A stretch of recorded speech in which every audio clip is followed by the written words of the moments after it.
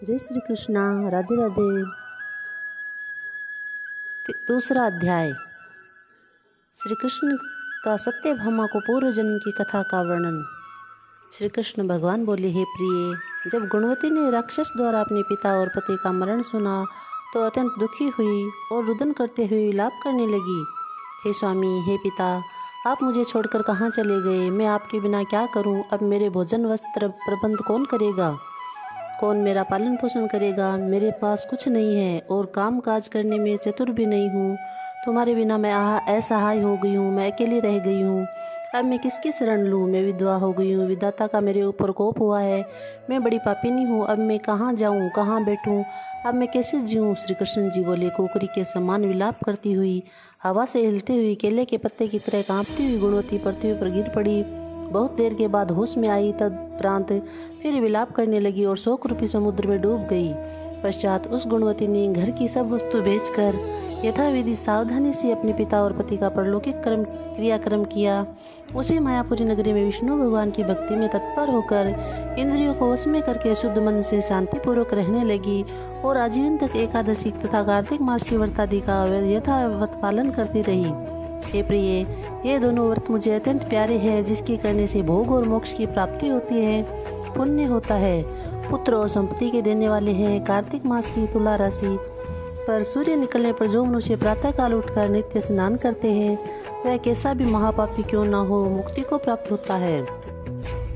जो मनुष्य कार्तिक मास में स्नान, जागरण, दीपदान और तुलसी के वृक्ष की पूजा करते हैं, वे विष्णु के समान स्वरूप वाले होते हैं। जो मनुष्य विष्णु भगवान के मंदिर में झाड़ना, सत्या काटना तथा विष्णु की पूजा आदि कार्य नियम पूर्वक करते हैं, वे जीवन मुक्त होते हैं। जो कार्तिक में 3 दिन भी ये नियम पालन करते हैं, वे देवताओं की तरह पूजे जाते हैं। और जो जन्म भर प्रत्येक वर्ष करते रहते हैं, उनका तो कहना ही क्या। इस प्रकार गुणवती प्रत्येक वर्ष कार्तिक व्रत और भक्ति पूर्वक विष्णु भगवान का नित्य नियम पूजन आदि करती रही।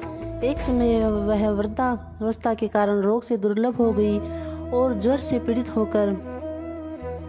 होने पर भी धीरे धीरे चलकर गंगा स्नान को गई। जो ही पानी में उतरी, जाड़े के मारे थर थर कांपने लगी।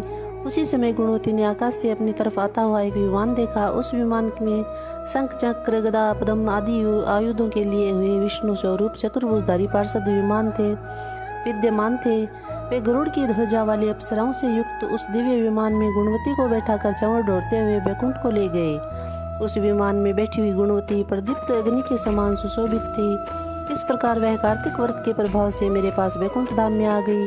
बहुत समय बाद जब ब्रह्मादिक देवताओं की प्रार्थना से मैं पृथ्वी लोक पर आया, तब वे मेरे गण भी मेरे साथ आए। हे वामिनी, ये सब यादव मेरे गण हैं और तुम्हारे पिता देव शर्मा भी इस जन्म में सत्राजीत यादव होकर आए हैं तथा तुम्हारे पति चंद्र शर्मा इस जन्म में अक्रूर है। हे सुबह, तुम वही गुणवती हो जो कार्तिक के स्नान के प्रभाव से मेरे अत्यंत प्रिय हो। पूरे जन्म में तुमने जो मेरे मंदिर के सामने तुलसी का बगीचा लगाया था, उसी पुण्य के कारण यह कल्प वृक्ष तुम्हारे आंगन में है। कार्तिक मास में जो पहले तुमने दीपदान किए हैं, उसी पुण्य के फल से तुम्हारी देह दीप्यमान है और घर में लक्ष्मी देवी का निवास है।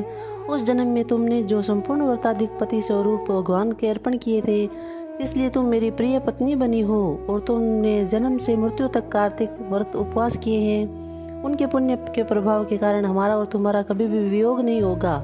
इसी प्रकार कार्तिक मास में नियम पूर्वक व्रत करने वाले लोग तुम्हारे समान ही मुझे प्यारे होंगे और सदा मेरे पास रहेंगे। अनेक प्रकार की यज्ञ, दान, व्रत, तप करने वाले मनुष्यों को जो फल मिलता है, वह कार्तिक मास के व्रत का 16वें भाग के बराबर भी फलदायक नहीं है। सुत जी बोले, सत्यभामा जी अपने पूर्व जन्म का सब हाल जानकर बड़ी प्रसन्न हुई और माधव श्री कृष्ण को नमस्कार करके बोली, श्री कृष्ण चंद्र भगवान की जय, श्री हरि की जय, विष्णु भगवान की जय, लक्ष्मी नारायण भगवान की जय। दूसरा अध्याय समाप्त।